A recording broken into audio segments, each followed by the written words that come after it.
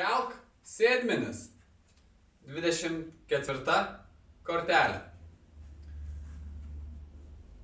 Aktyviai leisdami laiką prie kompiuterio ekrano, prie telefono, mes atliekame daug visų mikro, makro judesiukų ir jie labai aktyvus.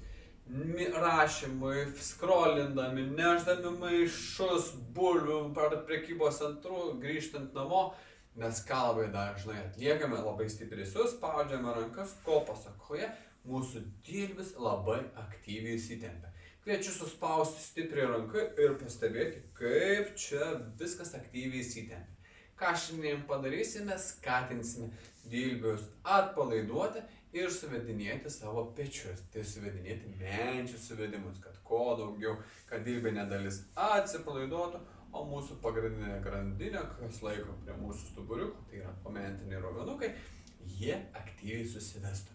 Taigi, rankytės į viršų, savo pečių plotyje, pirštukai stebi į dangų, tai žiūri į lubas, kad pakeltų 90 laipsnių pagal savo galimybės, tiek, kiek jūs šiandien galite.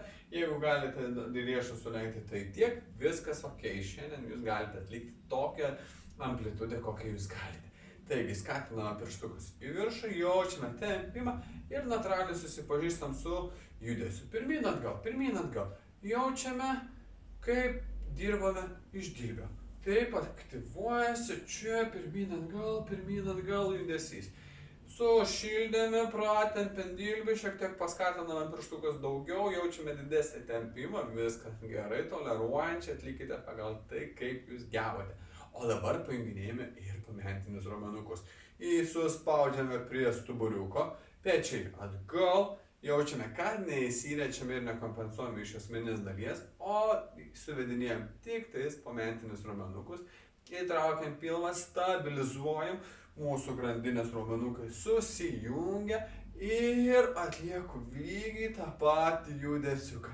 Traukiu pilvą, sustangrinu ir pirmyn atgal atlieku judesį. Jeigu jaučiat, kad skauda, amplitudę mažinkite judesio amplitudę. Jeigu jaučiate, kad stabilu, stipru, viskas gerai su jumis, raumenukai stiprėja. Kelk sėdmenis.